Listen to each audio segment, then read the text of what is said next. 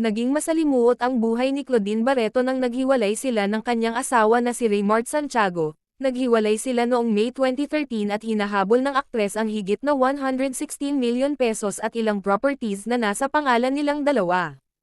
Hanggang sa ngayon ay hindi pa naanal ang dalawa, dahil may hindi pagkasundo ang dalawang partido, lalong-lalo na sa usaping pera, na gustong bawiin ni Claudine sa asawa. Matapos nga ang kanilang hiwalayan ay nagkaroon ng kasintahan si Raymart, si Judy Santa Maria na isang actress at may anak itong lalaki sa dating kasintahan na si Ferdy Lacson, at taong 2019 na ay namataan ang dalawa na magkasama, at taong 2021 lamang ito kinumpirma ng dalawa sa pamamagitan ng social media. Samantala, namataan nga itong si Claudine Barreto na may kasamang lalaki, kung saan kumakalat pa ang kanilang larawan na magkasama. Sabi pa ng actress masaya siya at kinikilig, pagkasama niya ang kapuso actor na si Yasser Marta, na kanyang leading man sa isang teleserye.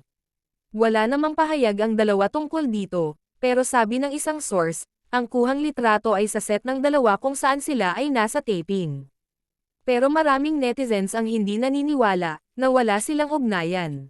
Sa ngayon ay naglabas na ang korte ng gag order kung saan nakapending pa ang kanilang annulment, ni Barreto at Santiago, at bawal silang magbigay ng mga pahayag na hindi kaaya-aya sa bawat isa.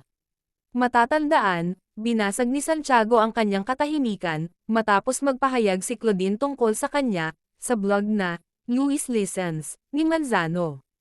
Ipinadala ni Santiago sa ABS-CBN News ang opisyal na pahayag ng kanyang mga abogado, na nagsasabing, hindi namin tutugunan, bibigyan ng dignidad, o tumugon ang anumang pahayag ni Miss Barreto tungkol sa aming kliyente, dahil ang paggawa nito ay paglabag sa gag order na inisyo ng kagalang-galang na hukuman kung saan ang kaso ng mga partido para sa pagpapawalang bisa ng kasal ay sumasailalim sa paglilitis.